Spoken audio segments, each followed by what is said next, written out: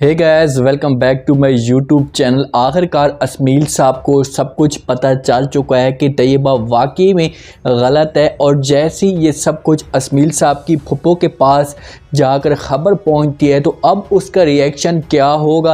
क्या अब जाकर अस्मील साहब को वो कहेगी जो अस्मील साहब उसकी बात मानकर हमेशा के लिए तैयबा को ऐसी सज़ा देगा कि वो सारी ज़िंदगी याद रखेगी। आज की इस वीडियो में मुकम्मल डिटेल के साथ रिव्यू आप लोगों के साथ शेयर करेंगे। जल्दी से हमारे चैनल को सब्सक्राइब कर दें और साथ में लगे बेल आइकन बटन को लाजमी प्रेस कर दें ताकि नई से नई आने वाली वीडियो की नोटिफिकेशन आप लोगों को आसानी के साथ मिल सके। जो लड़की मोहल्ले वाली रुतबा के घर आई हुई थी उसने रुतबा को इस हिसाब से तैयबा के ख़िलाफ़ बातें की और उसके ऊपर ऐसे ऐसे झूठे इल्ज़ाम तो लगाए, लेकिन रुतबा ने उसकी कोई भी बात नहीं मानी और उसे बुरे तरीके से घर से निकाल दिया। रुतबा के जहन में भी थोड़ा सा शक पैदा हो जाता है कि आखिरकार ये लड़की किस वजह से ऐसी बातें कर रही होती है। ये बातें सोच ही रही होती है कि इतने में रईस की उससे कॉल आ जाती है और उससे खुशखबरी सुना देता है और उससे कहते हैं कि अभी से ही मेरा आपके साथ नाम जुड़ा ही है कि मुझे इतने बड़े प्रोजेक्ट मिलना शुरू हो चुके हैं या मुझे इतना बड़ा काम मिलना शुरू हो चुका है। ये सब कुछ आपके नसीब के साथ ही हुआ है। आपका नसीब मेरे साथ जुड़ा है तो मेरी जो किस्मत है वो खुलना शुरू हो चुकी है। इस तरीके से रुतबा खुश हो जाती है और रईस उससे कहते हैं कि मैं कुछ दिनों के लिए कुछ महीनों के लिए चाइना जा रहा हूँ, उसके बाद जैसे ही वापस आऊँगा तो आपके साथ निकाह कर लूँगा। और ये सारी खबर जो है मैंने अतीका को भी बता दी है। उसे रुतबा कहती है कि ठीक है, जैसे आपकी मर्ज़ी, आप जब चाहे मैं आपका हमेशा के लिए इंतज़ार करती रहूँगी। ये बात करके रईस कॉल काट देता है। रुतबा वहाँ से चली जाती है अतीका के घर तैयबा को मिलने के लिए। जैसी वहाँ पर जाती है तो अतीका उसे देखती है तो फ़ौरन बोल पड़ती है। फ़ौरन बोलती है और रुतबा को कहती है कि मेरी अभी रईस के साथ बात हुई थी, मैंने उससे बहुत ज़्यादा राज़ी करने की कोशिश की है या उसके साथ मैंने बहुत ज़्यादा ज़िद की है कि तुम अभी जा रहे हो, जाने से पहले तुम रुतबा को अपने घर में ले जाओ, उसके साथ शादी कर लो, भले उसके बाद जहाँ पर तुम्हारा दिल करे ले जाना। लेकिन उसने मेरी कोई भी बात नहीं मानी। उसने कहा बस आप थोड़ा सा सब्र कर लो, जैसी मैं वापस आऊँगा तो उसके बाद मैं निकाह नहीं करूँगा बल्कि मैं डायरेक्ट शादी कर लूँगा। वहाँ पर रुतबा शर्मा रही होती है, साथ में खड़ी तैयबा ये बातें सुनती है तो बड़ी खुश हो जाती है कि क्या वाकई मुझे तो अब अभी ये सब कुछ पता चला है और हमारे पास जो वक्त है वो बहुत ही कम रह चुका है और हमने अभी से तैयारियां ये सारी शुरू कर रही हैं। तो देखो उससे कहती है कि हाँ बेटा, हमें अभी से तैयारियां शुरू करनी पड़ेंगी क्योंकि जैसे रईस आएगा तो उसके बाद मैं निकाह वाली कोई भी बात उसका बहाना नहीं मानूंगी और कोई भी उसका और बात नहीं सुनूंगी, बस मैं जल्द से जल्द उसकी शादी आप करवा दूँगी। वहाँ पर तैयबा रुतबा को बोलती है कि अच्छा तुम बैठो यहाँ पर, अतीका माँ के साथ गपशप लगाओ, मैं जाती हूँ चाय बनाने के लिए। तैयबा चली जाती है चाय बनाने के लिए। रुतबा अतीका के पास बैठ जाती है तो रुतबा के जो चेहरे के ऊपर थोड़ी सी उदासी होती है तो अतीका उसकी उदासी जो है वो जान जाती है। उससे पूछने की कोशिश करती है, उससे कहती है कि आखिरकार क्या वजह है, आप इतनी उदास क्यों लग रही हैं। तो रुतबा उसे सब कुछ बता देती है। उससे कहती है कि एक मोहल्ले वाली हमारे घर में आई थी, या हमारे मोहल्ले में अजीब तरह की बातें हो रही हैं कि रईस का और तैयबा का आपस में कोई ताल्लुक़ था और वहाँ पर इन दोनों के बीच में कोई बच्चा भी आया। जैसे ये बात अतीका सुनती है तो अपने जो ज़बान के ऊपर हाथ रखती है क्योंकि उसके पाँव तले ज़मीन निकल जाती है। और इतने में तैयबा चाय भी लेकर आ रही होती है तो तैयबा भी ये सारी बातें सुन लेती है। वहाँ पर तैयबा की आंखों में बेनता आंसू गिरना शुरू हो जाते हैं। वहाँ पर रेहान के सामने भी असलियत आ चुकी थी। रेहान जैसी घर में आता है गुस्से से तैयबा के पास आता है। तैयबा के ऊपर ये मुसीबत थी और दूसरी जब रेहान उसके पास आता है तो उसके साथ सारा जो ताल्लुक़ था वो ख़त्म कर देता है। उससे अंगूठी दे मारता है और उससे कहता है कि आज के बाद जो कुछ भी था मेरे और बीच में अब हमेशा के लिए ख़त्म हो चुका है। वहाँ पर तैयबा उससे यकीन दिलाने की कोशिश करती है लेकिन रेहान कहाँ था, उसकी कहाँ बात सुनता।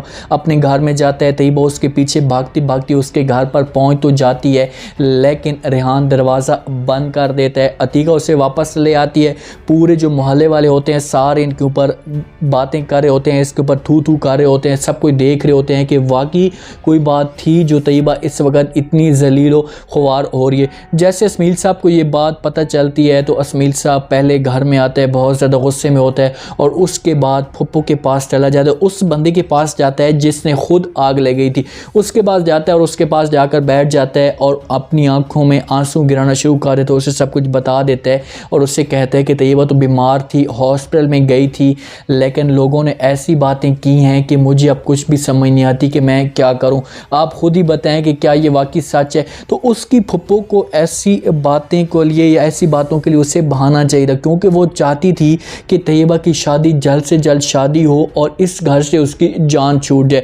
तो वहाँ पर उसे पॉइंट मिल चुके होते और वो अस्मील साहब को कहेगी कि हाँ, लोगों की बातें तो मैं भी सुन रही हूँ और मुझे इस बात का पहले ख़बर नहीं था, मैं आपकी बेटी ने आपकी इज़्ज़त तो कोई भी नहीं रखी, लेकिन अब अल्लाह आपकी इज़्ज़त बचाएगा और मैं सिर्फ़ और सिर्फ दुआ कर सकती हूँ और आपको यही मशवरा दे सकती हूँ कि आप अपनी बेटी की जल्द से जल्द हम रुखसती करवा दें, जल्द से जल्द शादी करवा दें, ताकि मज़ीद आपकी जो इज़्ज़त के ऊपर है बदनामी का दाग ना लगे।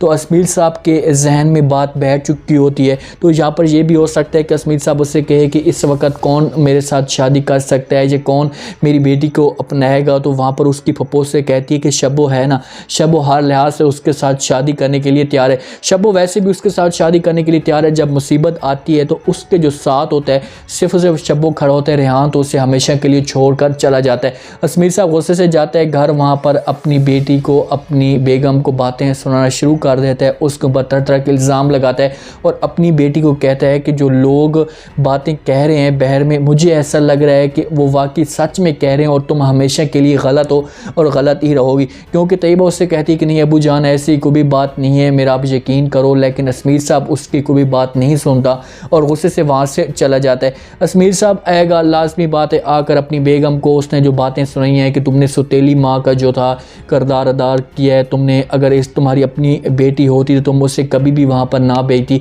अपने पास रखती। तो वहाँ पर ये कह सकता है कि अब ये कहेगा अपनी बेगम को कि बस मैंने ये फैसला कर लिया कि अब इसकी शादी मैं जल्द से जल्द करवा दूंगी। देखा उसे यकीन दिलाने की कोशिश तो करेगी, लेकिन अस्मील साहब आपको भी बात नहीं सुनेगा, क्योंकि अब इनके पास ये बहाना आ चुका है। पीछे से शपारा और शपारा की माँ बहुत ज़्यादा खुश होंगे, क्योंकि उनको जो मकसद चाहिए था वो मिल चुका है। रुतबा को भी अब इसी तरीके से बदनाम करने की कोशिश करेंगे, कोई ऐसा प्लान तैयार करेंगे कि रईस के दिल में हमेशा के लिए जो नफ़रत है वो बढ़ जाए, रईस के दिल में नफ़रत आ जाए, ताकि वो रुतबा के साथ शादी करने से इनकार कर दे।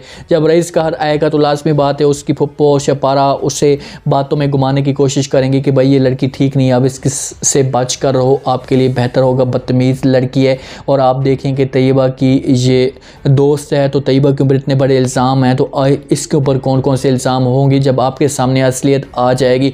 अगर शादी हो भी जाती है तो वो बेचारी इतनी मासूम है कि वो उसे इतना जलील और ख्वार करेंगे कि ये खुद ब खुद ये हमेशा के लिए घर छोड़कर चली जाएगी कि भाई मैं यहाँ पर नहीं रह सकती। तो उम्मीद है आज का ये रिव्यू, आज का ये प्रोमो आप लोगों को पसंद आया होगा। अपने कमेंट सेक्शन में अपने लाजमी देना बताना है कि आपको क्या लगता है, क्या यहाँ पर अस्मील साहब ये फैसला करेगा कि बस अब तैयबा की शादी होनी है तो वो शब्बो के साथ होगी, क्या यहाँ पर तैयबा को शोर मचाएगी या चुपचाप शब्बो के साथ शादी कर पाएगी। कमेंट सेक्शन में अपने लाजमी दें, चैनल को लाइक सब्सक्राइब लाजमी कर दें, अपना ख़ास ख्याल करें, दुआ में याद रखें। मुझे दीजिए इजाज़त, अल्लाह।